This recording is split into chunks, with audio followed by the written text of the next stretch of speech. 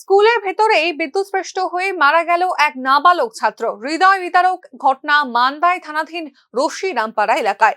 ছাত্র মৃত্যুর ঘটনায় স্কুল প্রশাসনের গাফিলতি এবং বিদ্যুৎ দপ্তরের উদাসীনতা নিয়ে প্রচন্ড ক্ষোভ উগরে দিয়েছেন মৃত নাবালকের শোকার্ত পরিজনরা।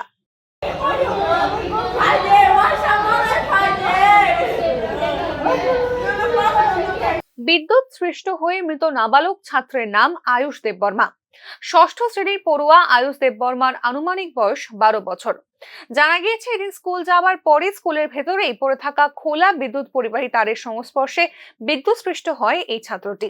ঘটনার পর গুরুতর আহত অবস্থায় তাকে চিকিৎসার জন্য পাঠানো হয় জিবি হাসপাতালে।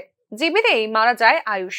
নাবালক ছাত্রের এমন মর্মান্তিক মৃত্যুর পর সংশ্লিষ্ট স্কুল ও বিদ্যুৎ দপ্তরের চরম গাফিলতির ভূমিকা নিয়ে প্রবল ক্ষোভ জানিয়েছেন ছাত্রের নিকট পরিজনরা।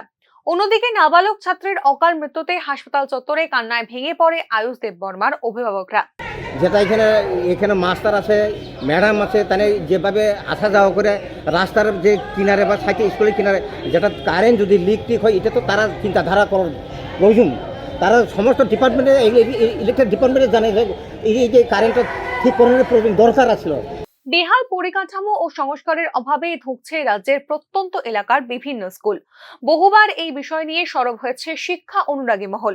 রাজ্যের স্কুলের পরিবেশকে নিরাপদ রাখতে এই ধরনের মর্মান্তিক ঘটনার পুনরাবৃত্তি রোধে এই সংস্কার কাজ অবিলম্বে শুরু করা দরকার বলে সচেতন মহলের স্পষ্ট অভিমত।